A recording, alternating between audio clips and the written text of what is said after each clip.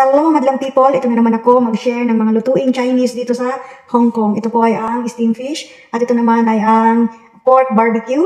And then, ito po ay luto na, binili sa labas at akin lang pong iinitin. And then next, ito po yung ating boiled na gulay na mayroong tofu.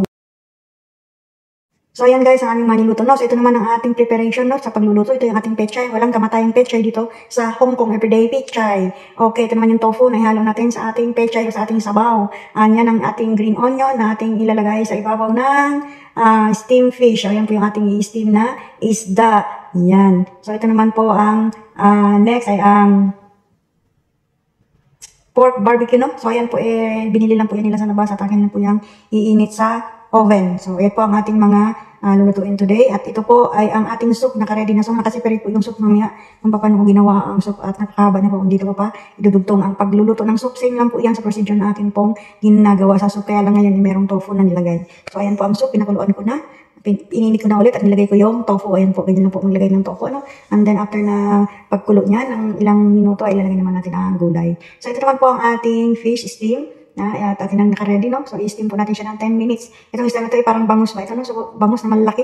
Hindi kasi ako nagluluto ng bangus dyan sa atin kasi ayaw ko ng bangus matinik niya. So, ayan na yun. Dito ko na-encounter yung bangus na ganyan. Laki, no? So, ayan guys, nilagay ko na yung ating pechay, no? Sa ating, sabaw para maluto. I-wait na lang natin siya na maluto ang gulay. Ayan, maraming gulay. Kasi gusto nilang kumain ng maraming gulay kaysa kumain ng maraming rice dito. So, ayan guys, ganyan lang po. Kasimple ang pagluluto ng pagkain dito sa Hong Kong. Wala pong wala pong saw kahit asin. Hindi po nilalagyan po yan ng asin. So, talaga natural lang po ang lasa niyan. So, ayan po yung tofu, no?